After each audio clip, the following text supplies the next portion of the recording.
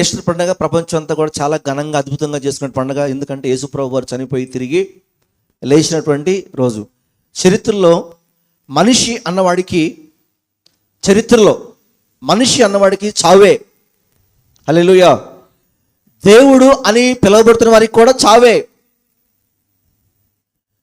చనిపోయిన తర్వాత ఏ దేవుడు తిరిగి లేచి ఇదిగో నేనున్నాను చూడని ఎవరు కనపడలా. ఏమైనా సాక్ష్యాలు ఉన్నాయా? ఏ దేవుడు కూడా ఈరోజు లోకంలో దేవుళ్ళు దేవతలు అనబడేవారు ఎంతమంది ఉన్నప్పటికీ ఎవరు కూడా తిరిగి లేచి నేను దేవుడు నన్ను చూడండి అని ఎవరన్నా కనిపించి మీకు చెప్పారా? కనపడినటువంటి దాఖలాలు ఏమైనా ఉన్నాయా? కాకపోతే వాళ్ళ శరీరంలోకి ఏళ్ళ శరీరంలోకి తూరి నేను పలానా వాడిని, నేను పలానా దేవతని, నా పేరు ఇది అని చెప్పుకునే కానీ ప్రత్యక్షంగా నేనే అని కనిపించినటువంటి దేవుడు ఈ లోకంలో ఎవరు కూడా లేరు. ఏ మనిషి కూడా మరణాన్ని గెలిచి తిరిగి లేచినటువంటి దాఖలాలు లేవు, ఆధారాలు లేవు. అలాగే మరి ఏ దేవుడు కూడా ఇటువంటి ఆధారాలు లేవు. కానీ చరిత్రలో ఒకే ఒక మనిషి, ఒకే ఒక దేవుడు, ఆయనే చనిపోయి తిరిగి లేచి నేను బ్రతిక నన్ను చూడండి అనే ప్రజలకి తన్ను తాను కనపరుచుకున్న ఒకే ఒక దేవుడు ఉన్నాడు. ఆయనే ప్రభువైన యేసుక్రీస్తు. ఆయన నామానికి మహిమ కలుగును గాక. హల్లెలూయా. యోహాను సువార్తలో నుంచి కొన్ని మాటలు అధ్యాయం మొత్తం ధ్యానం చేసుకుందాం ప్రియులారా. దయతో ఓపిక చేసుకుని వినమని ప్రభువు పేట మనం చేస్తాను. యోహాను సువార్త మేపి 20వ అధ్యాయం. ఆదివారం తెల్లవారుజామున మరి చీకటిగా ఉన్నప్పుడే మగ్దలేని మరియా పెందలకాడ లేచి సమాధికి వచ్చి సమాధి మీద ఉంచినటువంటి రాయి తీయబడుట చూసి రాయబడింది. అందరూ నా మాట వినండి. నేను చూడనప్పుడు చూడండి. మీరు ఏమైందంటే ప్రియులారా, యూదుల ఆచార దినం ప్రకారం విశ్రాంతి దినము అనగా శనివారం రోజు ఏ పని చేయకూడదు. అంటే ఏ పని అంటే కనీసం చనిపోయిన శరీరాన్ని కూడా ముట్టుకోకూడదు, సమాధి కూడా చేయకూడదు. అందుకనే యేసు ప్రభు వారు శుక్రవారం సాయంత్రం చనిపోతే గబగబా తీసుకుని వెళ్ళి సమాధి కార్యక్రమం చేసి వచ్చారు. యూదుల ఆచారం ప్రకారం, సాంప్రదాయ ప్రకారం సుగంధ ద్రవ్యాలతో అలంకరించవలసిన బాధ్యత ఉంది. కాబట్టి శిష్యులందరూ ఎటువంటి వెళ్ళిపోయారు. మరి ఆయనకి నా అన్న వాళ్ళు ఎవరూ లేరు, తండ్రి రాలేదు, సహోదరులు రాలేరు. ఆడవారు ఆయన అధికంగా ప్రేమించిన స్త్రీలు మాత్రం మిగిలిపోయారు. పిల్లరా, ఆ స్త్రీలు పెందరకాళ్ళు లేచి అయ్యో మా యేసయ్య దేహాన్ని మరి మేము చేయలేకపోయాము, సుగంధ అలంకరించలేకపోయామని చెప్పేసి పెందరకాళ్ళు లేచి ఆదివారం తెల్లవారుజామున సమాధి దగ్గరికి వెళ్ళారు అని చెప్పేసి దేవుని యొక్క వాక్యం సెలవిస్తుంది. దాన్ని దృష్టిలో పెట్టుకొని, దాన్ని ఆచారంగా తీసుకొని మనలో కొంతమంది తెల్లవారుజామున సమాధుల దగ్గరికి వెళ్ళటాన్ని నేను గమనిస్తూ ఉన్నాను. నన్ను నిన్నగాక మొన్న ఒకళ్ళు అడుగుతూ ఉన్నారు, సమాధుల దగ్గరికి వెళ్ళే కార్యక్రమం ఉందా మీకు, మీరు ఆచరిస్తారని అడిగారు. మేము అలాంటి పనులు చేయమయ్యా అని చెప్పాను. స్తోత్రం కలిగి హల్లెలూయా. సమాధుల దగ్గరికి వెళ్ళడం లేదా పొద్దున్న తీసుకెళ్ళి కొవ్వొత్తులు వెలిగియటం, వీటి వల్ల మనకి ఎటువంటి ప్రయోజనము లేదు. ఏ కొవ్వొత్తు వెలిగించినా ఏది వెళ్ళినా నీ మనసునే కొవ్వొత్తు వెలగాలే కానీ ఎన్ని కొవ్వొత్తులు వెలిగించేటువంటి ప్రయోజనం లేదు. చిన్నప్పుడు నేను తీసుకెళ్ళి కొత్త బట్టలు కట్టుకొని కొవ్వొత్తులు తీసుకొని కొబ్బరికాయలు తీసుకుని వెళ్ళి మరి పులిపీట మీద ఉన్నటువంటి బలిపీఠం చుట్టూ కూడా ఇట్లా, మరి మీలో మన దగ్గర మన ఊర్లో ఎంతమంది చేశారో నాకు తెలియదు కానీ ఇక్కడ అందరం కొవ్వొత్తు వెలిగించి వచ్చేవాళ్ళు. సమాధుల దగ్గరికి వెళ్ళి సమాధుల మీద కొవ్వొత్తు వెలిగించి రావడం ఇలాంటి పనులు చేస్తూ ఉండేవాళ్ళు. కానీ వాడు అవిటిని కూడా ఎక్కడ కూడా చేయమని లేదు, చేయాలని కూడా ఎక్కడ లేదు. స్తోత్రం కలిగి హల్లెలూయా. సరే, తెల్లవారుజామున లేచారు. మరియా మగ్దలేని మరియా అంటే ఏమికి 7 దెయ్యాలు పెట్టినాయండి. 7 దెయ్యాలు పెట్టినాయి. ఈ మరియని దేవుడు బాగు చేస్తే ఆమె అప్పటి నుంచి తన జీవితాన్ని, తన స్థితిని వదిలిపెట్టుకొని మరి యేసు ప్రభుత్వాన్ని ఉంటూ యేసు ప్రభుత్వాన్ని జీవిస్తూ ఉన్నట్టుగా శిష్యులతో పాటు ఉన్నట్టుగా మనం చూస్తూ ఉంటాం. ఆయన వెంబడించేటువంటి శిష్యులతో పాటు స్త్రీలలో ఉన్నటువంటి ఒక ప్రధాన స్త్రీ మగ్దలేనటువంటి మరియా. హల్లెలూయా. అయితే పెందలకాడ లేచి ఈ కార్యక్రమం కోసం ఏంటంటే ఉదయం లేచి ఎక్కడికి వెళ్ళిందండి? సమాధి దగ్గరికి వెళ్ళింది. సమాధి దగ్గరికి వెళ్ళి చూస్తే అక్కడేముంది? రాయి తీయబడింది. ఎందుకు తీయబడింది అని అంటే పిల్లరా, మనకులాగా సమాధులు మట్టిలో పూడ్చి మరి మట్టిలో చేసేటువంటి సమాధులు కావేవి. అవి వాటి మీద మూతలు ఉంటాయి. ఆ మూతల్ని మనం తీయొచ్చు, అలా పెట్టుకోవచ్చు. యేసుప్రభు వారు పెట్టినటువంటి సమాధికి మూత ఉంది. మూత అంటే ఒక గుహలాగా చేయబడి ఆ గుహ మీద బండలాగా మన సేఫ్టీ ట్యాంకులు ఇంట్లో ఎలా ఉంటాయి వాటి మీద వరల మీద మళ్ళీ మూత ఎలా ఉండదు అలా మూత పోసినట్లుగా ఆనాటి యేసుప్రభు వారి యొక్క సమాధి చేయబడిందని చెప్పేసి బైబిల్ గ్రంథం మనకు చాలా స్పష్టంగా వివరిస్తుంది. వెళ్ళి చూస్తే అక్కడ రాయి తీయబడి ఉంటే చూస్తే ఈమెకు భయపడి వెళ్ళిపోయి పరిగెత్తుకుని వచ్చేసేసి ఒక శిష్యువు చెప్పిందంట. ఏం చెప్పిందంట? ఎవరు చెప్పింది? 2వ వచనం చూస్తే, కనుక ఆమె పరిగెత్తుకొని సీమోను పేతురు వద్దకు, యేసు ప్రేమించిన మరొక శిష్యుని వద్దకు వచ్చి ప్రభువును సమాధిలో నుండి ఎత్తుకొని పోయి ఆయన ఎక్కడ ఉంచారో ఎరగనని చెప్పిన రాయబడింది. స్తోత్రం కలుగు, హల్లెలూయా. పేతురు యోహాను పక్క పక్కనే ఉన్నారు. చాలా అద్భుతమైనటువంటి వర్తమానం ఈరోజు మనతో దేవుడు మాట్లాడుతున్నాడు. పేతురు యోహాను పక్క పక్కనే ఉన్నాడు. అసలు ఎవరైనా నిజంగా ఆయన పక్కన వాళ్ళ పక్కన తిరిగి అంత ట్రైనింగ్ ఇచ్చి అంత సమయాన్ని గడిపి వాళ్ళతో కూడా ప్రార్థన చేసి ఎన్నో బోధ చేసి ఎంతో తరఫీదినటువంటి శిష్యులే ముందెళ్ళి సమాధి చూడాలి. అవునా కదండి? ఎంత బాధ్యతగా, నిజంగా బాధ్యత కలిగిన వాళ్ళు అయితే మరి వాళ్ళే వెళ్ళి ఆ పని చేయాలి. కానీ వాళ్ళు వెళ్ళలేదు.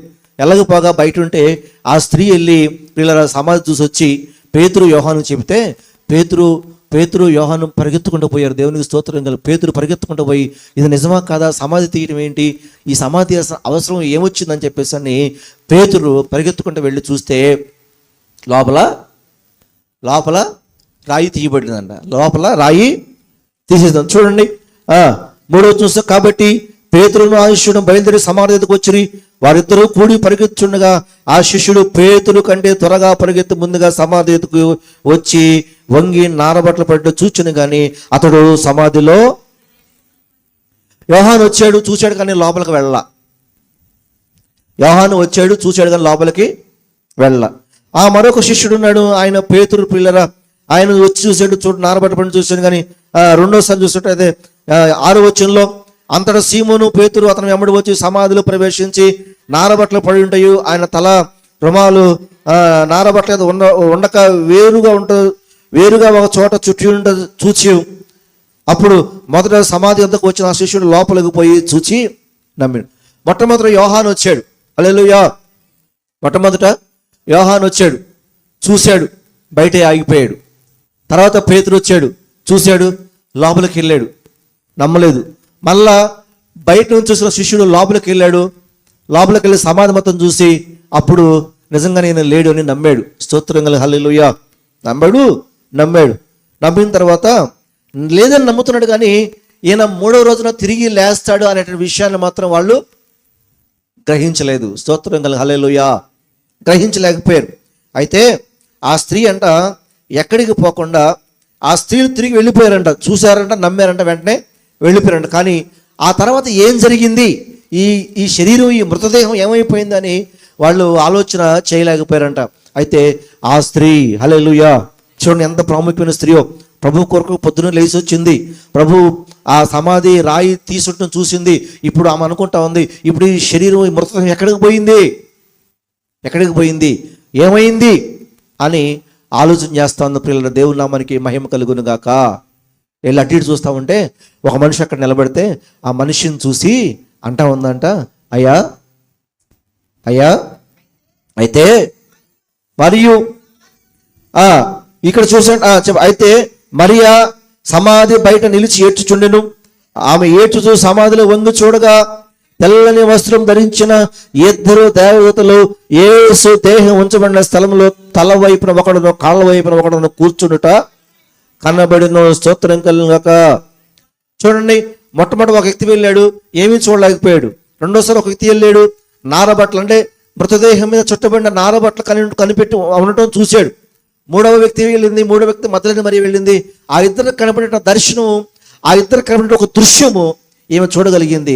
అదేంటంటే 2 మనుషులు, 2 తెల్లని వస్త్రములు ధరించినటువంటి దేవదూతలు, మనుషులు అని ఒక చోట, దేవదూతలని ఒక చోట రాయబడి, వీళ్ళిద్దరు అంట యేసు ప్రభు మృతదేహాన్ని పెట్టినటువంటి తల వైపు ఒకరిన, కాళ్ళ వైపున ఒకరా ఉండటం, కూర్చుంటాం చూచారంట. పిల్లలు స్తోత్రం కళ్ళకు. వారంట ఏమని అడుగుతున్నట్ట, అమ్మా ఎందుకు ఏడ్చున్నావని ఆమెను అడుగుగా ఆమె అన్నంట, నా ప్రభువును ఎవరో ఎత్తుకొని పోయిరే, ఆయన ఎక్కడ ఉంచారో నాకు తెలియలేదని చెప్పాను. స్తోత్రం కలుగు, హల్లెలూయా. ఆమె అంటుందంట, నా ప్రభువుని ఎవరు ఎత్తుకుపోయారయ్యా, ఆయన ఎక్కడుందో నాకు తెలియదు అని అంటుందంట.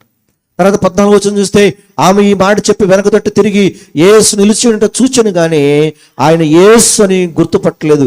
యేసుని గుర్తుపట్టడం అసాధ్యం. ఎందుకంటే ఆయన మాటికి ఆయన స్వరూపం, ఆయన రూపం ఎప్పుడు మారుతూ ఉండేది. పిల్లలు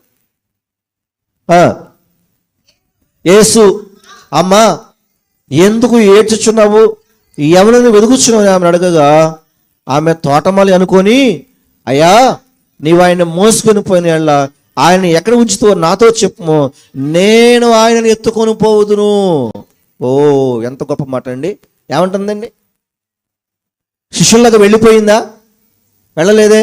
ఇప్పుడు అంటుంది యేసు ప్రభువుని తెలియక ఆయనతో ఉంటుంది, అయ్యా నా యేసు మృతదేహాన్ని ఎవరు ఎత్తుకొని పోయారయ్యా, నీకు తెలిస్తే చెప్పు, నేను వెళ్ళి మళ్ళా నేను తెచ్చుకుంటాను. ఎంత ప్రేమ అండి, ఎంత భక్తి, ఎంత భయం. ఆలోచన. ఒక స్త్రీ స్తోత్రం కలిగిన హల్లెలూయా. ఈ స్త్రీయే యేసు ప్రభు పాదాల మీద అత్తరు పోసి వెంట్రుకలతో తుడిచిన స్త్రీ ఏమే. ఎంత ప్రేమిస్తుంటే దేవుణ్ణి, అయ్యా ఆయన శరీరాన్ని ఎక్కడ పెట్టారో చెప్పండి, నేను వెళ్ళి మరలా దాన్ని తెచ్చుకుంటాను అని చెప్పి అడుగుతుంటే వెంటనే అన్నాడంట, ఆయన పిలిచాడంట, మరియా అని పిలిచాడంట. హల్లెలూయా.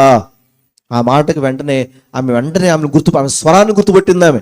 ఆమె రూపాన్ని గుర్తుపట్టలేదు, కానీ ఆమె స్వరాన్ని గుర్తుపెట్టి అన్నారనే పిలిచిందంట, రబ్బూని అని పిలిచిందంట. హల్లెలూయా.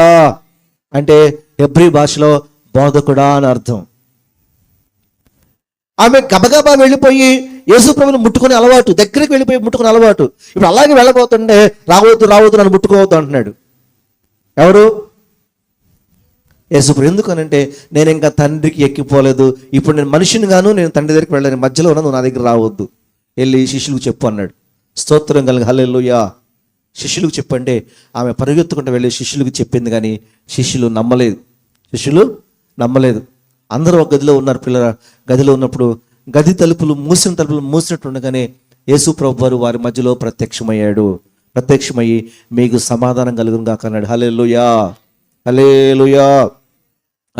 చూడండి ఎందులో రాయబడిందంటే, వాళ్ళు 19వ వచనం, ఆదివారమున శిష్యులు యూదులకు భయపడి తాము కూడి ఉన్న ఇంటి తలుపులు మూసుకొని ఉండగా యేసు వచ్చి మధ్యన నిలిచి మీకు సమాధానం కలుగును గాక అని వారితో చెప్పాను.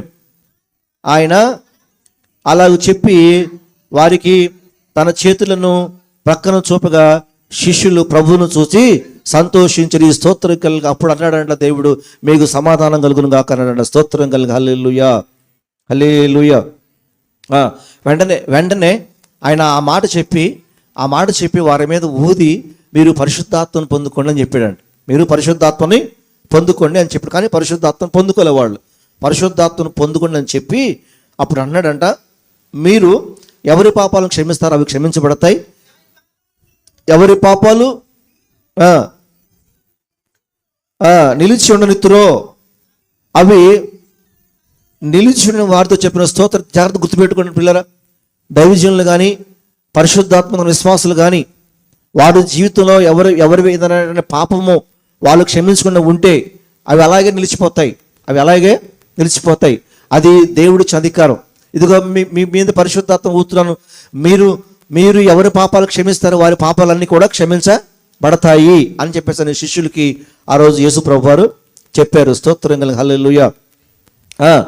ఆ తర్వాత అండి యేసు వచ్చినప్పుడు మొత్తానికి నిలబడాడంట, చెప్పాడంట, మాట్లాడిన తర్వాత ఆయన వెళ్ళిపోయిన తర్వాత అందులో ఒక తోమ లేడు. ఒక తోమ చెప్పండి హల్లెలూయా. ఏ తోమ లేరు? ఒక తోమ లేడు. ఆయన పేరు దిదుమ అని అంటే 2 మనసులు గలవాడు. అందుకే అతని పేరు ఉంది దిదుమ అనబడిన తోమ. హల్లెలూయా. ఏం తోమ అండి? దిదుమ అనబడిన తోమ. అంటే దిదుమ అంటే 2 మనసులు కలదు. మనిషి ఒక్కడే, కానీ మనసులు మాత్రం 2 మనకలాగా. ఇంకా ఆయనకు 2 మనకు 10. స్తోత్రం హల్లెలూయా. చెప్పాలి గట్టిగా. దిదుమ అనబడిన తోమ ఉన్నాడంట. ఆయనడంట, నేను ప్రభువును చూస్తే కానీ, ఆయన పక్కలో వేలు పెడితే కానీ నేను నమ్మను అన్నాడంట. పిల్లలు స్తోత్రం కలుగాక. సరేలే, మరలా రెండోసారి యేసు ప్రభు వారు ప్రత్యక్షమయ్యారు. ప్రత్యక్షమైనప్పుడు అప్పుడు తోమ ఉన్నాడు. చూడండి 26వ వచనం. 8 దినములైన తర్వాత, ఎన్ని దినములైన తర్వాత? ఇంచుమించు మరలా 6 నెలల తర్వాత, 8 దినములైన తర్వాత ఆయన శిష్యులు మరలా లోపల ఉన్నప్పుడు తోమ వారితో కూడా ఉండెను. తలుపులు మూయబడి ఉండగా యేసు వచ్చి మధ్యన నిలిచి మీకు సమాధానం కలుగును గాక అనేను అని రాయబడింది. స్తోత్రం కలుగాక. తర్వాత తోమాను చూచి, నీ వేలు ఇటు చాచి నా చేతులు చూడుము, నీ చెయ్యి చాచి నా ప్రక్కలలో ఉంచి అవిశ్వాసి కాక విశ్వాసి ఉండమని స్తోత్రం కలుగాక.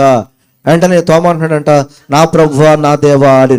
యేసు ప్రభు అంటారు, నువ్వు చూచి నమ్మితివి, చూడక నమ్మిన వారు ధన్యులని ఆయనతో చెప్పిన రాయబడి. అప్పుడు అంటున్నాడంట, ఇదిగో తోమా, నేను వచ్చినప్పుడు నన్ను చూడలేదు కదా నువ్వు, ఇదిగో నా వేళ్ళ గాయాలు నువ్వు చేతులు పెట్టి చూడు, ఇగో నా పక్కలో నువ్వు వేళ్ళు పెట్టి చూడు, నువ్వు అప్పుడు నమ్ముతావని అంటే, అప్పుడు అంట ఆయన అన్నాడంట, నా ప్రభువా నాది, మై లార్డ్ మై గాడ్. అద్భుతమైన మాట అండి. ఈ మాట నన్ను ఎన్నోసార్లు కదిలించి వేసింది. నా ప్రభువా నా దేవా, మై లార్డ్ మై గాడ్. ఈ మాట అద్భుతమైన మాట. మనస్ఫూర్తిగా ఆయన మోకరించి యేసు ప్రభు దగ్గర పలికినప్పుడు ఆయన అన్నాడంట, ఇగో నువ్వు చూచి నమ్మితివి, చూడక నమ్మిన వారు ధన్యులు అని దేవుని యొక్క వాక్యం రాయబడుతూ ఉంది. స్తోత్రం కలుగాక. కాబట్టి ప్రియులరా, యేసు ప్రభు వారు తిరిగి లేచేటువంటి ఈ సందర్భంలో అసలు యేసు ప్రభు గురించి ఎరగని వారి సంగతి తీసేయండి. ఈరోజు మన పరిస్థితి ఏంటి? అసలు ఈరోజు మనలో ఉన్న విశ్వాసం ఏంటి? మొదట శిష్యుడు చూసి నమ్మలేదు. రెండో శిష్యుడు నమ్మలేదు, మరియా అక్కడే కనిపెట్టుకొని ఉంది. ఆ తర్వాత చూసినట్లయితే దేవుని యొక్క వాక్యం సెలవిస్తుంది, శిష్యులందరూ ఉన్న చోటుకి వెళ్తే మరి అక్కడ తోమా లేడు. తోమా అంటున్నాడు, ఇగో నేను చూస్తేనే నమ్ముతాను, లేకపోతే నమ్మను అన్నాడు. ఆయన నేను చూస్తేనే నమ్ముతాను అన్నాడు. యేసు ప్రభు ఆయనకి నమ్మకం కలిగించడం కోసం మరలా రెండోసారి శిష్యుల దగ్గరికి వచ్చాడు. గట్టిగా చెప్పడం, దేవుని స్తోత్రాలు చెల్లిద్దాం, హల్లెలూయా. కేవలం తోమాని నమ్మించడం కొరకే ఆయన మరలా తోమా దగ్గరికి వచ్చాడు. చాలాసార్లు దేవుడు జీవితంలో మనల్ని నమ్మించడానికి, మనకు నమ్మకం కలగటానికి, మనకి ప్రియులారా ధైర్యం కలగటానికి అనేక సార్లు దేవుడు మనతో పదే పదే మాట్లాడుతూ ఉంటాడు. కానీ మనం దాన్ని గ్రహించుకోలేకపోతున్నాం, దాన్ని గుర్తుంచుకోలేకపోతున్నాం. స్తోత్రం కలుగును గాక. అనేక సార్లు దేవుడు మనల్ని బలపరచడానికే, మనతో మాట్లాడటానికే, మన పక్షాన్ని నేను మీ పక్షాన ఉన్నాను అని జ్ఞాపకం చేయడానికి ఒకసారి కదా, రెండు సార్లు కాదు, అనేక సార్లు దేవుడు మనతో మాట్లాడుతూ ఉంటాడు. మనం సరిచేయబట్టడానికి అనేక సార్లు దేవుడు మనల్ని హెచ్చరిస్తూ ఉంటాడు. కానీ మనం ఏంటంటే దాన్ని గమనించుకోలేకపోతున్నాం. దేవుని నామానికి మహిమ కలుగును. హల్లెలూయా, హల్లెలూయా. ఆ తర్వాత రాయబడి ఉంది, మరియు 29-30 వచనంలో, మరియు అనేకమైన ఇతర సూచక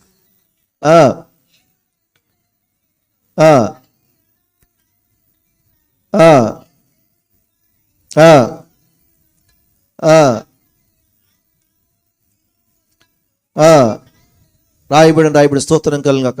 ఆ తర్వాత అంట 21వ అధ్యాయం 1వ వచనం రాయబడుతోంది, అటు తర్వాత యేసు తిబెరయి సముద్ర తీరంలో శిష్యులకు మరలా తన్ను ప్రత్యక్షపరుచుకొను. ఆయన ఆయన ప్రత్యక్షపరుచుకున్నాడంట. శిష్యులందరూ అక్కడ ఉంటే ఆయన మరలా మారు రూపంలో వెళ్ళాడంట. మరలా మారు రూపంలో వెళితే ఈ పేతురు యోహాన్లు అంట, అప్పటిదాకా యేసు ప్రభు ఉన్నాడు కదా, యేసు ప్రభుతో పాటు తిరిగి ఇప్పుడు మనం ఏం చేస్తామో ఆయన లేడు కదా అని చెప్పేసి అని మళ్ళీ ఎక్కడికి వెళ్ళారంట? మళ్ళీ చేపలు పట్టడానికి వెళ్ళారు. స్తోత్రం కలుగు, హల్లెలూయా. ఈరోజు చాలామంది దేవుణ్ణి నమ్ముకొని దేవుణ్ణిలో కొంతకాలం సాగిన తర్వాత వాళ్ళు మరలా ఆ దేవుడితో జీవించడానికి వాళ్ళ భక్తి విశ్వాసం సరిపడక మరలా ఏమైపోతున్నారు? ముందు ఏ పని చేశారో ఆ పనికి వెళ్ళిపోతున్నారు. హల్లెలూయా. దొంగతనానికి వెళ్ళిపోతున్నాడు, అబద్ధం ఆడటానికి వెళ్ళిపోతున్నాడు. పిల్లరా స్తోత్రం కలుగాక. తిరిగేవాడు తిరగడానికి వెళ్ళిపోతున్నాడు, తాగేవాడు తాగడానికి వెళ్ళిపోతాడు. ఇక మీరు ఊహించుకోండి, ఇంకా ఎవరు ఏ పని చేస్తారో ఆ పనికి మరలా వెళ్ళిపోతున్నారు. భక్తిలో ముందుకు కొనసాగటానికి ఇష్టపడక, కొనసాగే విధిని తట్టుకోలేక ఏం చేస్తారంటే మళ్ళీ తిరిగి ఎక్కడికి వెళ్ళాలో అక్కడికే, ఎక్కడి నుంచి వచ్చారో అక్కడికి వెళ్ళిపోతున్నారు.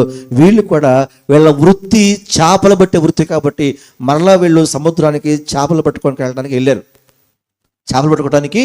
వెళ్ళారు.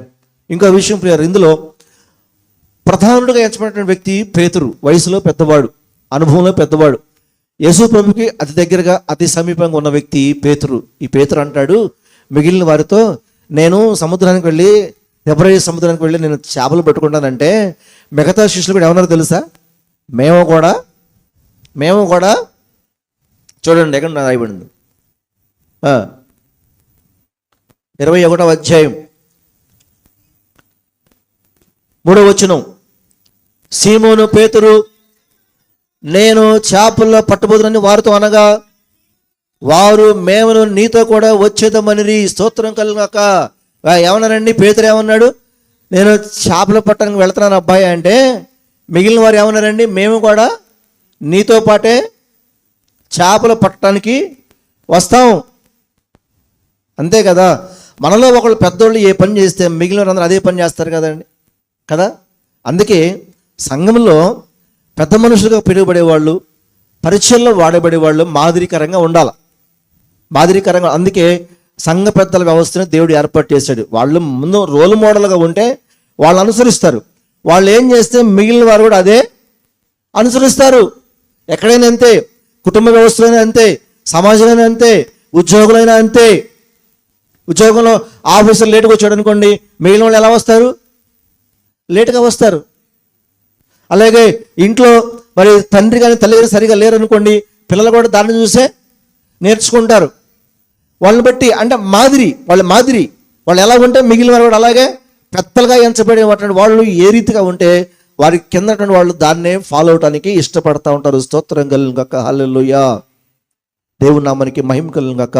పేతురు అంట వెంటనే నేను చేపలు పట్టడానికి వెళ్తానంటే, యేసు ప్రభు వారు మిగిలిన శిష్యులు కూడా ఏమన్నారంటే, మేము కూడా నీతో చేపలు పట్టడానికి వస్తే యేసు ప్రభు వారు మళ్ళా వాళ్ళని బలపరచడానికి, హల్లెలూయా, ఏమండి ఏం చేయడానికి? మళ్ళా వాళ్ళని బలపరచడానికి మరలా మూడవసారి వాళ్ళ దగ్గరికి ప్రత్యక్షమయ్యాడంట. వాళ్ళ దగ్గరికి వాళ్ళ మరలా తిరిగి రప్పించడానికి. స్తోత్రం కల. క్రైస్తవ జీవితంలో సేవకులకి ఒక ఛాలెంజ్ అండి. ప్రయాసపడి 3.5 సంవత్సరాలు ఆలోచించిన పిల్లలు. ఎన్నోసార్లు నా జీవితంలో మీలో అనేక మంది గురించి నేను ఈ అనుభవం నేను ఎరుగుదును. ఎంతో ప్రయాసపడి తీసుకొచ్చి సాధన చేసి వాళ్ళకి అన్ని నేర్పించి అన్ని సమకూర్చి వాళ్ళు ప్రయోజకులు అవుతారు, నిలబడతారు, ఇంకా నిలబడ్డారు, ఇంకా ఎక్కడికి పోరు, చెదిరిపోరు అనుకున్న వారు మరలా తిరిగి మరలా వెనక్కి వెళ్ళిపోతారు. స్తోత్రం కలుగు. హల్లెలూయా. మరలా వీళ్ళ కోసం వెళ్ళి మరలా వాళ్ళని సరి చేసుకొని మరలా వాళ్ళతో మాట్లాడి మరలా వాళ్ళ దగ్గర తగ్గించుకొని మరలా వాళ్ళని కలుపుకొని మరలా ఎక్కడ తీసుకురావాలి? ప్రభు దగ్గరికి లాక్రావాలి. అది సేవకుడికి ఒక గొప్ప ఛాలెంజ్ అండి. స్తోత్రం కలుగు. యేసు ప్రభు వారు 2 సార్లు ప్రత్యక్షమయ్యారు. అయినా వీళ్ళు మరి ప్రభువా మరి నువ్వు ప్రత్యక్షమయ్యి మమ్మల్ని ఏం చేయమంటావు అడిగారా? అడగలేదు. ఏమనుకున్నారు? వాళ్ళందరూ వాళ్ళు నిర్ణయం తీసుకున్నారు. ఏమని నిర్ణయం తీసుకున్నారు? వెళ్ళి చేపలు పట్టణ నిర్ణయం తీసేసుకున్నారు. వెళ్ళి చేపలు పట్టడానికి వెళ్ళిన తర్వాత మరలా ప్రభు వారిని బలపరచడానికి మరలా సముద్రం దగ్గరికి వెళ్ళి వాళ్ళతో మాట్లాడి వాళ్ళని తిరిగి తీసుకొచ్చినట్టుగా దేవుని యొక్క వాక్యం సెలవిస్తుంది. పిల్లలు స్తోత్రం కలుగును గాక. అప్పుడు వాళ్ళు స్థిరపడ్డారు. నిజంగా చాలామంది జీవితంలో అండి, మనం ఎన్ని గుడ్ ఫ్రైడేలు చేసుకున్నా, ఈస్టర్లు చేసుకున్నా, మనలో భక్తిహీనత, మనలో అవిశ్వాసము, మనలో భక్తిహీనత అంటే భక్తి లేకపోవడం, ఇలాంటి సంఘటనలు మన జీవితాలు జరుగుతూ ఉంటాయి. ఈరోజు ఒకసారి మనం మన హృదయాలను పరిశీలన చేసుకోవాలా.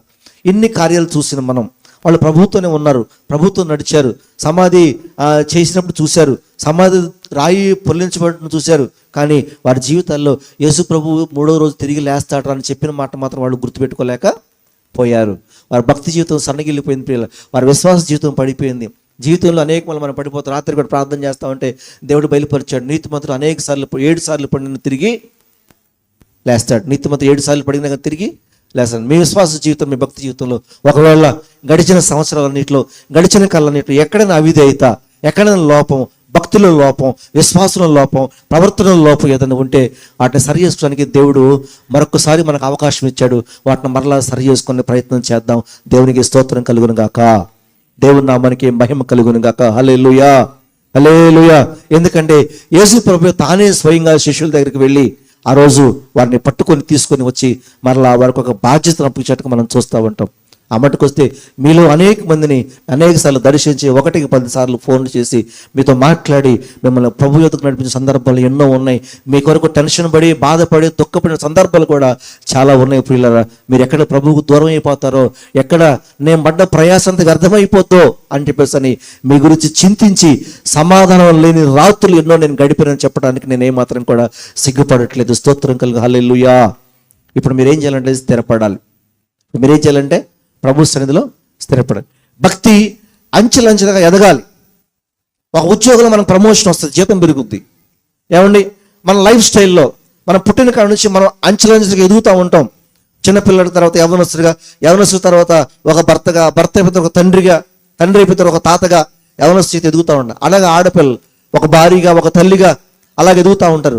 అలాగే మన భక్తి జీవితంలో కూడా మనకి ఎదుగుదల అనేది చాలా అవసరం. ప్రియులారా, స్తోత్రం, హల్లెలూయా. ఎప్పటికీ విశ్వాసంగా ఉండిపోతావా? ఇక నీ జీవిత విశ్వాసమేనా? అది కాదు కదా దేవుడు చెప్పింది. విశ్వాస అన్నాడు శిష్యుడిగా మారాలి, శిష్యుడు బోధకుడుగా మారాలి. స్తోత్రం కలగ, హల్లెలూయా, హల్లెలూయా. విశ్వాసంగా ఉండడం మన సంఘం యొక్క తీర్మానం కాదండి, మన దర్శనం కాదు. విశ్వాసిగా మిగిలిపోవటమే మన యొక్క తీర్మానం, మన దర్శనం కాదు. మన సేవా దర్శనం వేరు. మన సంఘంలో నుంచి సేవకులు లెగవాలి. మన సంఘంలో నుంచి బలమైన విశ్వాసులు, పరిశుద్ధులు, కృపవరాలు పొందడం లెగవాలి. అదే ఈ సేవకు దర్శనం. అనేక మంది సిద్ధపరచాలని. ఈ మధ్య ఒక మాట విన్నాను నేను. ఒక గొప్ప దైవజనుడు, అసలు కోట్లు ఉన్నాయి అనుకోండి ఆయన దగ్గర, హైదరాబాద్ ప్రాంతంలో గొప్ప పరిచర్య చేస్తున్నాడు. పెద్ద మందిరం, 4 మందిరాలు కట్టాడు. విస్తారమైనటువంటి జనం. ఎంత సేవకుడికి దేవుడు అట్లాగా ప్రజలను ఆకర్షించుకునే మనసునిచ్చాడు దేవుడు. ఎదుటి వారి దగ్గర ఎలా మాట్లాడాలి, ఎలా వాళ్ళని సమకూర్చుకోవాలని జ్ఞానం ఇచ్చాడు. అది కూడా జ్ఞానమే. దానికి మనం సొంత తెలివితేటలు అనడానికి లేదు, దైవ కార్యం కాబట్టి దేవుడి ఇచ్చిన జ్ఞానం అనుకోవాలి మనం. స్తోత్రం కలిగి హల్లెలూయా. అరే మీ నిద్ర ఎక్కడం ఎక్కడ స్థానం లేదురా. దేవుడి నామానికి మహిమ కలుగును గాక. నా వైపు చూడండి, వాళ్ళని వదిలేయండి. హల్లెలూయా, హల్లెలూయా. ఆయన దగ్గర గడిచిన అంటే ఈ నెలలో, మార్చి నెలలో 2వ వారంలో మీటింగ్స్ జరిగాయి. 2వ వారంలో మీటింగ్స్ జరిగితే ఆయన్ని అక్కడికి పంపించిన సేవకుడు వెళ్ళాడు ఆ మీటింగ్స్కి. అబ్బా, మై లవింగ్ పాస్టర్, నా ప్రియ దైవజనుడా, పెద్ద సంఘాన్ని ఏర్పాటు చేసావు, పెద్ద మందిరాన్ని ఏర్పాటు చేసావు, విస్తారమైన జనసమూహం ఇక్కడ ఉంది, నిన్ను నీ పనిని చూసి నేను అభినందించుకుని ఉండలేకపోతున్నాను అని ఒక ప్రశ్న వేసాడంట. ఎంతమంది ప్రజల్లో, ఎంతమంది విశ్వాసుల్లో, ఎంతమంది సేవకులను సిద్ధపరిచావు? హల్లెలూయా.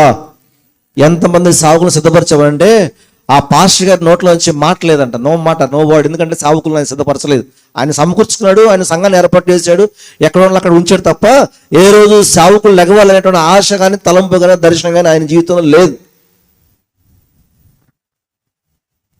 చూడండి, ఆలోచించండి. ఆయన తదనంతరం పరిస్థితి ఏంటి? అంతమంది విశ్వాసులు, అంత పెద్ద సంఘం ఏం చేయాలని, ఎవరికి అప్పగించాలని?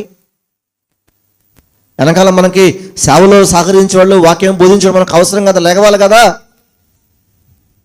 దేవునికి స్తోత్రం కలిగి హల్లెలూయా, హల్లెలూయా.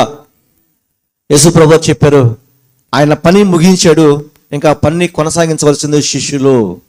ఆ పని కొనసాగించవలసింది శిష్యులు. కాబట్టి వాళ్ళ మరలా తప్పిపోతే దేవుని యొక్క వాక్యం రాయబడుతుంది, 3 సార్లు ఆయన వారికి చనిపోయిన తర్వాత తిరిగి ప్రత్యక్షమయ్యాడంట. అందుకే నేను మొదట చెప్పాను మీకు, ఈ లోకంలో ఏ దేవుడు కూడా చనిపోయి తిరిగి ప్రత్యక్షమైన దాఖలాలు కానీ, ఆధారాలు కానీ ఎక్కడ ఎవరి జీవితంలో కనపడో. ప్రభువైన యేసుక్రీస్తు మాత్రమే. ఆయన సుమారుగా అపోస్తలుడైన పౌలు అంటాడు, 500 మందికి ఒక్కసారి కనపడ్డాడు. 500 మందికి ఒక్కసారి కనపడ్డాడండి ఆయన. 500 మంది కనిపించాడంటే స్తోత్రం కలిగి. చనిపోయిన తర్వాత 500 మంది జీవితాలు ఆయన కార్యం చేశాడు. సరే, అయిపోయిన తర్వాత మరి వీళ్ళందరూ చెప్పాడు, మీరందరూ గలిలయ కొండ దగ్గర రండి అని చెప్పినప్పుడు ఆ ప్రాంతంలోకి అందరూ వెళ్ళారు. పిల్లలు ప్రాంతంలోకి వెళ్ళిన తర్వాత వాళ్ళందరూ చూస్తూ ఉండగానే ఆయన ఆరోహణం అవుతా ఉన్నాడంట. స్తోత్రం కలిగి హల్లెలూయా. లోకాసువార్త చివరి మాటలు రాయడు. లోకాసువార్త చివరి అధ్యాయం,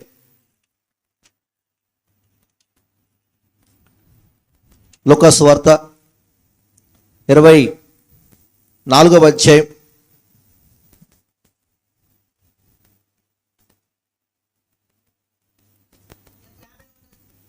చదువమ్మా.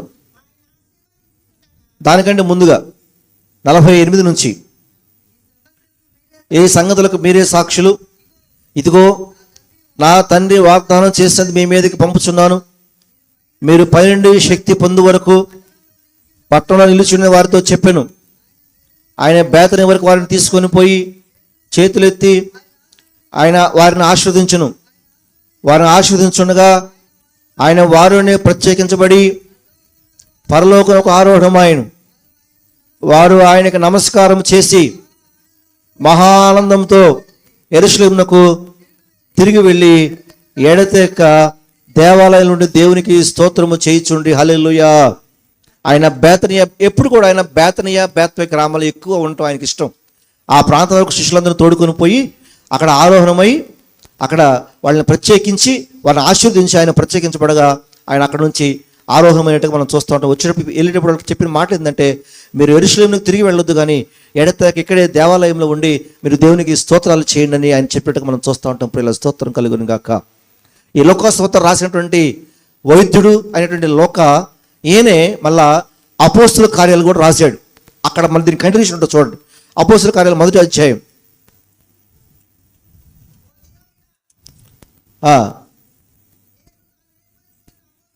13వ వచనం నుంచి చదువమ్మా. 13వ వచనం నుంచి 11వ వచనం 9 నుంచి. ఈ మాటలు చెప్పి వారు చూచుండగా ఆయన ఆరోహణమాయను. అప్పుడు వారి కన్నులకు కనబడకుండా ఒక మేఘం ఆయనను కొనిపోయాను. ఆయన వెళ్ళుచుండగా వారు ఆకాశం వైపు తేరి చూచుండిరి. ఇదిగో తెల్లని వస్త్రము ధరించుకున్న 2 మనుషులు వారి వద్ద నిలిచి, గలిలయ మనుషులారా, మీరెందుకు నిలిచి ఆకాశం వైపు చూస్తున్నారు? మీ అర్థం నుండి పరలోకమునకు చేర్చుకున్న ఈ యేసే ఏ రీతిగా పరలోకమునకు వెళ్ళుట మీరు చూచుతురో ఆ రీతిగానే ఆయన తిరిగి వచ్చునని వారితో చెప్పిన. స్తోత్రం కల హల్లెలూయా. 2 తెల్లని వస్త్రం ధరించుకున్న మనుషులు అన్నారంట, ఓ గలిలయులారా, మీరు ఏం చూస్తున్నారు? ఈ ప్రభువు ఎలాగో ఆరోహణమై ఆకాశానికి వెళ్తున్నాడో మళ్ళా అదే రీతిగా తిరిగి వస్తాడు. హల్లెలూయా. వెళ్ళిన దేవుడు మరలా వస్తాడు.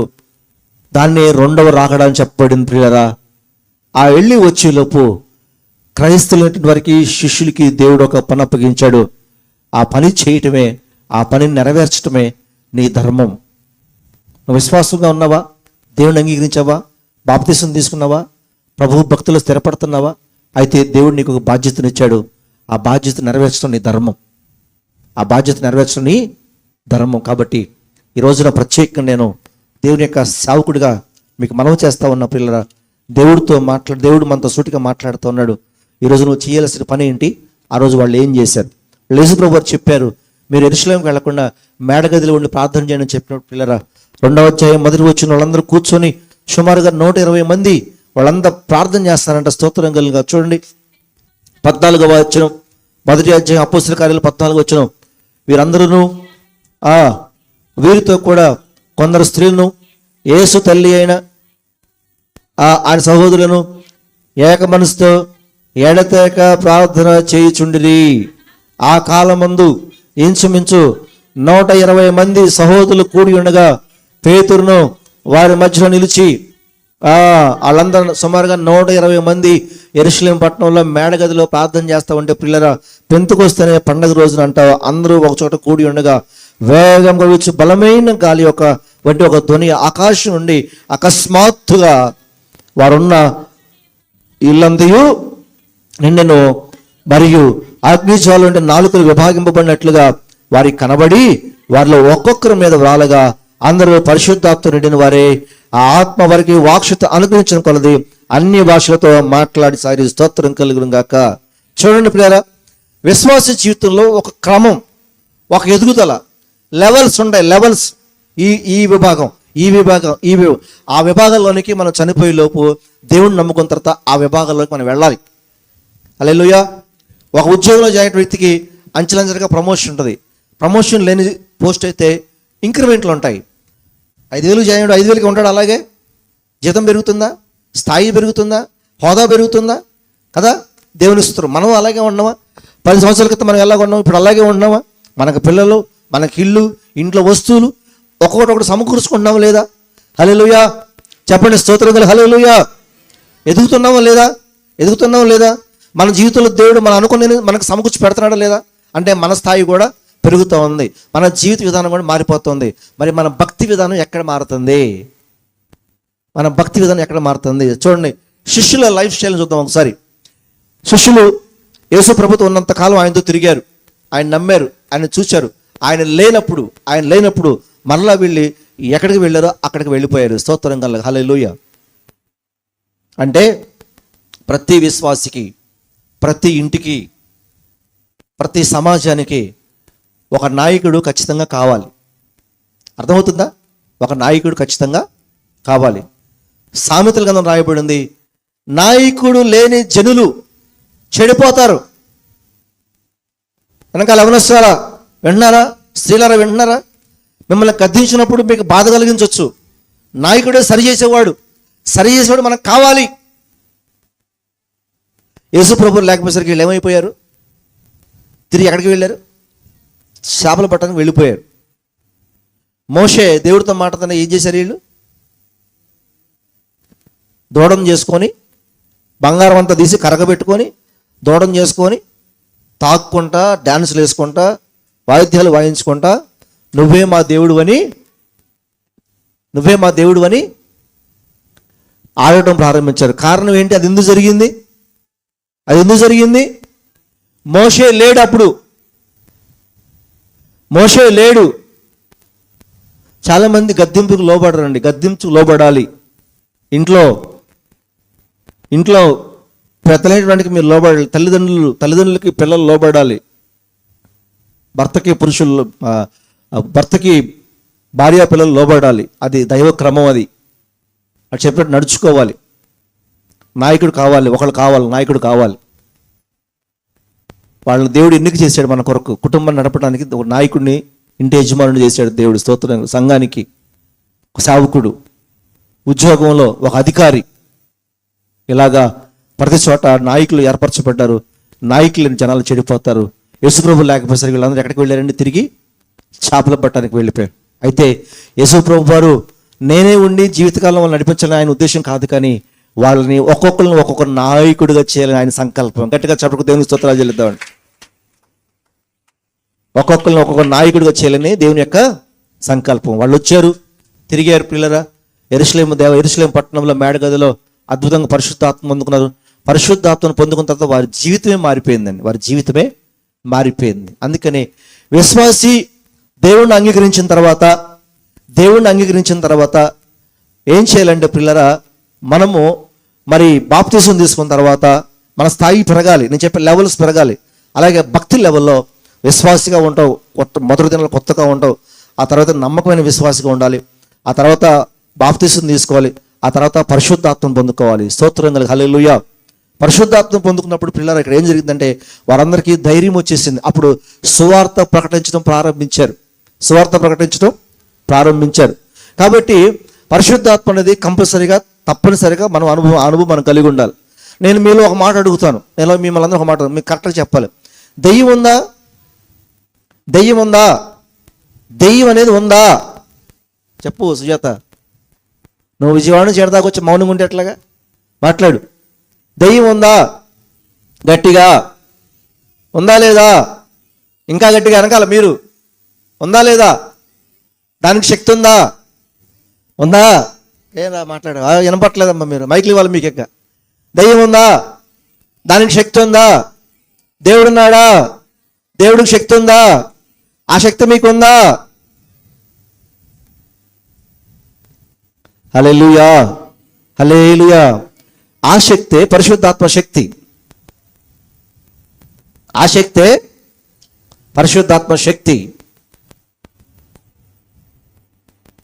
అది నీకు కావాలి. అంటే నీ భక్తి లెవెల్ అక్కడ దాకా వచ్చిందా లేదా? ఈరోజు పరిశీలన చేసుకో. నీ భక్తి ఆ లెవెల్కి ఎదిగిందా? అక్కడ దాకా వచ్చావా నువ్వు? ఇవాళ చాలామంది పరిశుద్ధాత్మ లేదు అని అంటారు. ఒట్టిగే కేకలేస్తున్నారు వీళ్ళు అని అంటారు. నిజంగా పరిశుద్ధాత్మలు కూడా రకాలు. బ్రహ్మపరిచే ఆత్మ కూడా వెలుగుదూతలాగా సంఘంలో పనిచేసే సందర్భాలు చాలా ఉన్నాయి. చాలా సంఘాలు కూడా అలా ఉన్నాయి. దాని గురించి నేను చెప్పట్లేదు ప్రియరా. స్తోత్రం కలుగును. హల్లెలూయా. ఈ లోకంలో మనం పోరాడుతున్నప్పుడు అపవాదం ఎదిరించడానికి మనకి దైవిక శక్తి కావాలి. ఆ దైవిక శక్తి పరిశుద్ధాత్మ శక్తి. ఆ పరిశుద్ధాత్మ శక్తిని వచ్చినప్పుడు నీకు జ్ఞానం, తెలివి, ధైర్యం అన్నీ పెరుగుతాయి. ఆ దేవుడే నీకేం మాట్లాడాలో తెలియజేస్తాడు. ఆ దేవుడు నిన్ను గొప్పగా ఉంచుతాడు. ఆ పరిశుద్ధాత్మని నడిపిస్తాడు. ఆ పరిశుద్ధాత్మ నీలో ఉండి మాట్లాడతాడు. అదే చెప్పాడు. మిమ్మల్ని అధికారులకు తీసుకెళ్ళినప్పుడు మీరు భయపడొద్దు. ఏం మాట్లాడదామని మీరు భయపడొద్దు. పరిశుద్ధాత్ముడే మిమ్మల్ని మాట్లాడిస్తాడు. అలా అనుభవం నేను చాలా ఎరుగుతుంటాను. అధికారులతో ఏం మాట్లాడాలో, విశ్వాసంతో ఏం మాట్లాడాలో, మాట్లాడిన సందర్భంలో ఎటువంటి ప్రత్యుత్తరం ఇవ్వాలో, ఎరిగిన పరిస్థితుల్లో పరిశుద్ధాత్ముడు చాలాసార్లు మాట్లాడడం జరిగింది. దేవునికి స్తోత్రం కలుగు. హల్లెలూయా. నీకు ఆ తెలివి, జ్ఞానం, ఆ వివేకం కావాలనంటే నీకు ఖచ్చితంగా పరిశుద్ధాత్మ శక్తి కావాలి. ఆ లెవెల్లోకి నువ్వు వచ్చావా? ఈ లెవెల్ కూడా దాటితే, ఈ స్థితి కూడా దాటితే ఇప్పుడు నువ్వు ఇక సువార్త పరిచర్య చేయొచ్చు, సువార్త చెప్పొచ్చు, ఎదుటి వారి కొరకు ప్రార్థన చేయొచ్చు. కృపావరాలు ఇక్కడ నీకు కృపావరాలు మొదలవుతాయి. ఇక్కడే నీకేం మొదలవుతాయండి? కృపావరాలు మొదలవుతాయి. కృపావరాలు ఏ వాక్యాలు ఉన్నాయి? ఏమున్నాయి? బుద్ధి వాక్యం, జ్ఞానవాక్యం, భాషలు మాట్లాడేది, స్వస్థవరం, ప్రవచన వరం, ఆత్మవివేచన వరం ఇక్కడ ప్రారంభమవుతాయి. పరిశుద్ధాత్మ అంటే మరి అభిషేకం పొందుకొని గట్టిగా చప్పట్లు కొట్టి భాషల మాట అనుకోవద్దు. ఆ ప్రేరేపణ, ఆ ఫీలింగ్, ఆ తృప్తి, ఆ అనుభవం నీకు కలగాల. దానిలో రకాలు ఉన్నాయి, కృపవరాల రకాలు ఉన్నాయి. ఆత్మ వివేచన వరం, ప్రార్థన చేయగానే ఎదుటివారు మనసు ఎలాంటిదో, ఏం జరుగుతుందో, ఏం జరిగిందో, వాళ్ళ స్థితిగతులు ఏంటో మనకు వెంటనే తెలిసిపోతాయి. అలా ప్రార్థన చేయంగానే. అందులో ఇంకొక వరం స్వస్థ వరం. అలా ప్రార్థన చేయగానే ఎదురుగా స్వస్థత కలుగుద్ది. ఇంకొక వరం దెయ్యాలను వెళ్ళగొట్టే వరం.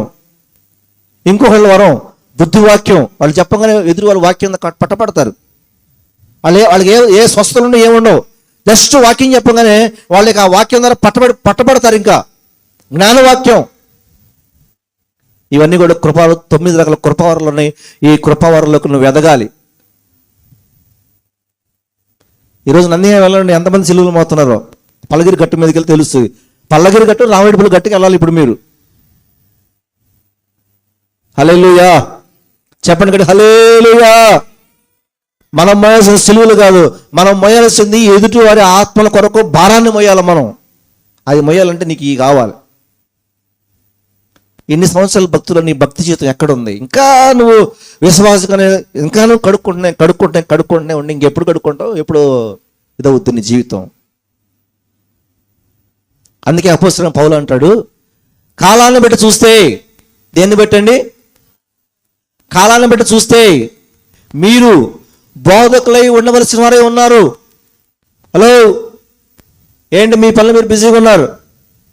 కాలాన్ని బట్టి చూస్తే మిమ్మల్ని యవనస్తులారా, కాలాన్ని బట్టి చూస్తే స్త్రీలారా, కాలాన్ని బట్టి చూస్తే మీరు పురుషులారా, నా ప్రియ యవన సహోదరులారా, ఎన్ని సంవత్సరాల నుంచి మీరు మందిరానికి వస్తున్నారు? ఎన్ని సంవత్సరాలు మీరు ప్రార్థనకు వస్తున్నారు?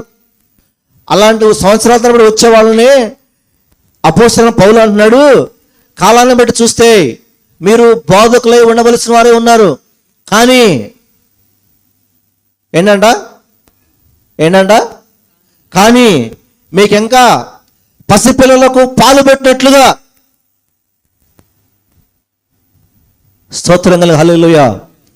పసిపిల్లలకు పాలు పెట్టినట్లుగా మీకు ఇంకా యేసు ప్రభువుని గురించిన సువార్త పదే ప్రకటన చేయవలసి వస్తుంది అని అపోస్తలుడైన పౌలు బాధపడతా ఉన్నాడండి. స్తోత్రం కలుగుగాక. హెబ్రీ పత్రికలో ఈ మాట రాయబడతా ఉంది. బాధపడతా ఉన్నాడు. ఎప్పుడైనా ఆలోచించండి, నీ ద్వారా ఆ తర్వాత ఆ అపోస్తలుడైన శిష్యులు మేడగదిలో పరిశుద్ధాత్మ పొందుకున్నారు, సువార్త ప్రకటించారు. 1000 మంది, పేతురు వాక్యం చెప్తున్న 1000 మంది రక్షణ పొందుకున్నారంట. వారందరూ మళ్ళీ తిరిగి సంఘంగా సహవాసంగా కూడుకున్నారంట. పేద వాళ్ళు ప్రార్థన యందు, విశ్వాసం యందు ఎడతెక్క కూర్చొని ఉన్నారు. అపోస్తలుల కార్యాలు చూడండి ఒకసారి, నా మాటలు ముగించుకుందాం. అపోస్తలుల కార్యాలు 2వ అధ్యాయం. కాబట్టి అతని వాక్యం అంగీకరించిన వారు బాప్తిసం పొంది ఆ దినమందు ఇంచుమించు 3000 మంది చేర్చబడిరి. వీరు అపోస్తలుల బోధ యందును, సహవాసమందును, రొట్టె విషయందును, ప్రార్థన చేయటి యందును ఎడతెగక ఉండిరి. స్తోత్రం కలుగు. హల్లెలూయా. దేవుణ్ణి అంగీకరించిన తర్వాత నీ స్థితి మారాలి, నీ పరిస్థితి మారాలి. నువ్వు ఎలా ఉండాలి అయ్యా అని అంటే, నువ్వు బోధలో నిలిచి ఉండాలి. దేనిలో నిలిచి ఉండాలి అమ్మా? దేనిలో నిలిచి ఉండాలి? బోధలో. అందుకే అది బోధ చేసేది. ఈ బోధలో ఆదివారం ప్రార్థనకి ఎందుకు వస్తున్నావు నువ్వు? సహవాసంలో భాగం ఇది. వాళ్ళు ఏం చేశారంట?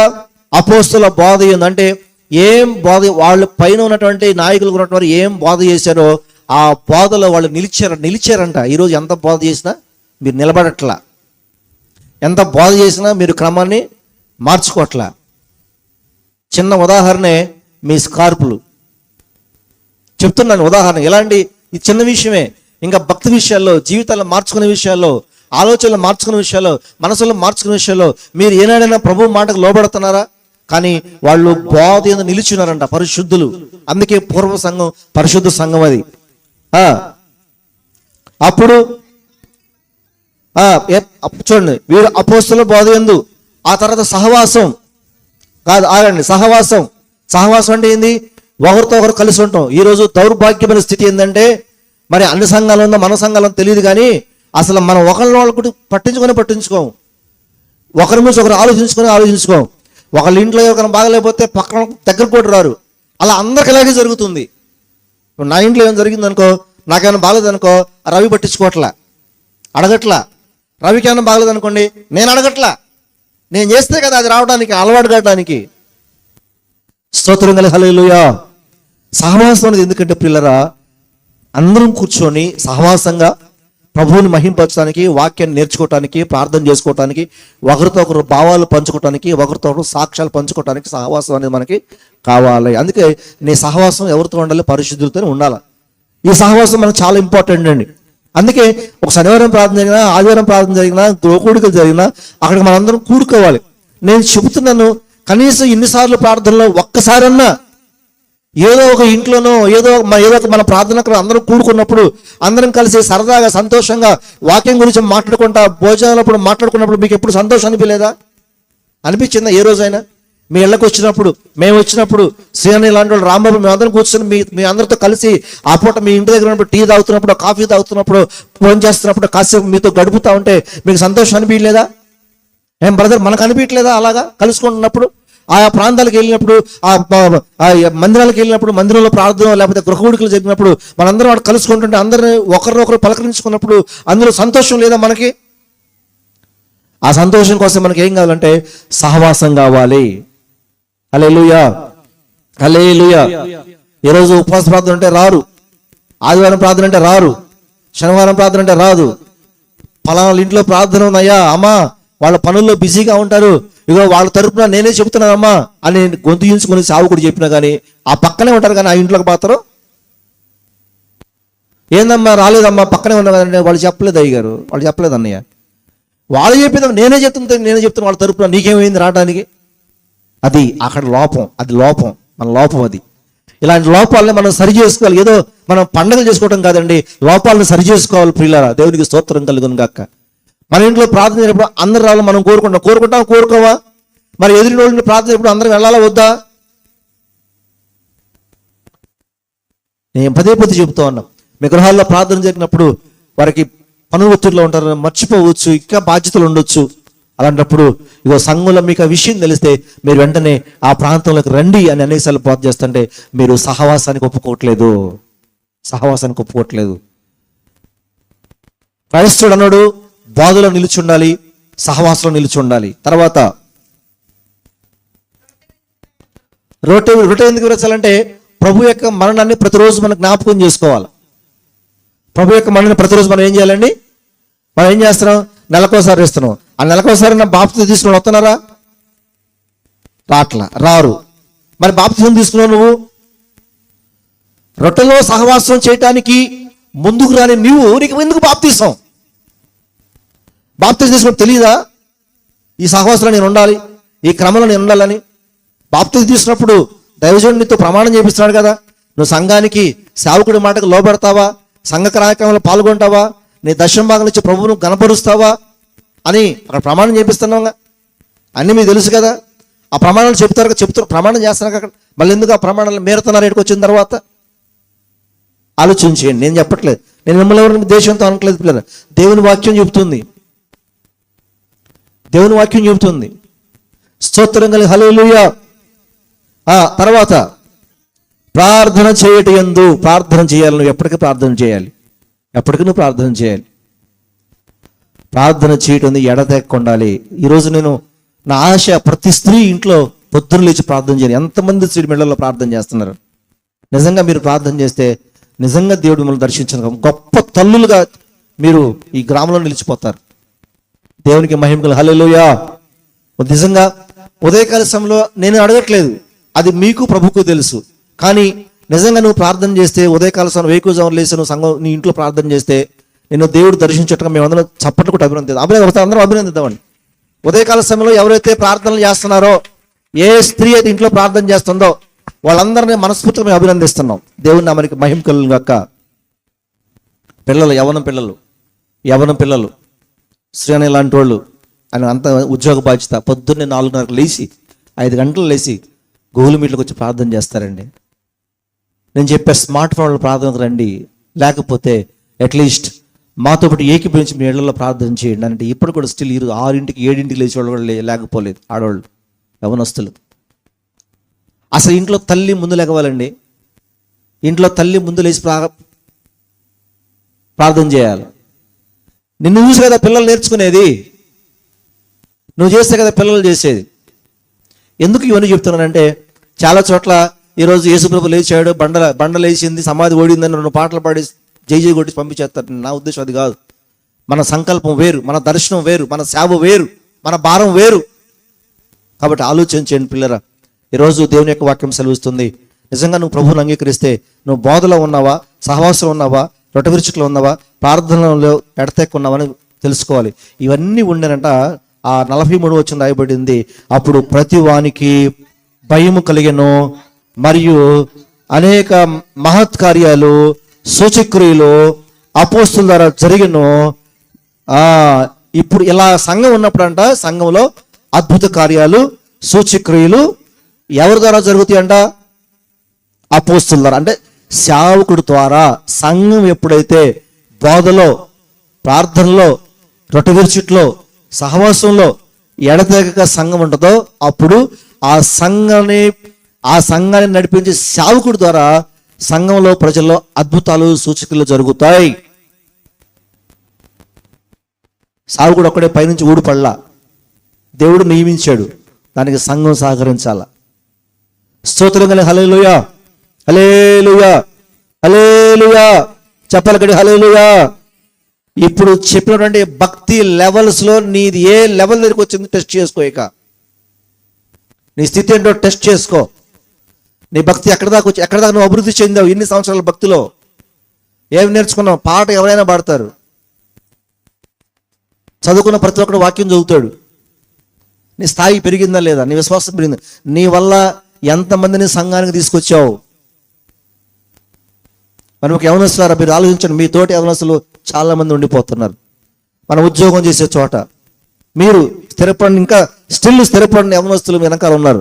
ఎన్నిసార్లు వాక్యాన్ని బోధించినా కానీ అనుకోవద్దు పిల్లలు. ఏదో అన్నయ్య ఏదో చెప్తున్నాడు, వాక్యం చెప్తున్నాడు, ఆయన అంతే అరుస్తాడులే, గద్దిస్తాడులే, అప్పుడప్పుడు అలాగే ఉంటాడులే, మళ్ళీ బాగుంటే నవ్వుతో మాట్లాడతారు అనుకోబాకండి మీరు.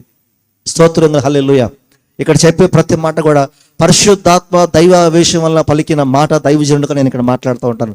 ఆ తర్వాత ఈ పులిపేట దిగిన తర్వాత నేను సాధారణ మనిషిని కాబట్టి సాధారణ మనిషిలాగా నేను మీతో కలిసి స్నేహపూర్వకంగా, మర్యాదపూర్వకంగా, ప్రేమపూర్వకంగా నేను మీతో గడుపుతాను పిల్లలు. స్తోత్రం.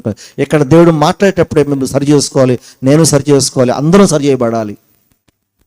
ఆలోచించేయండి ఒకసారి, ఆలోచించేయండి. ఎన్ని సంవత్సరాలు మన జీవితం, నీ స్థాయి ఏంటి, స్థితి ఏంటి?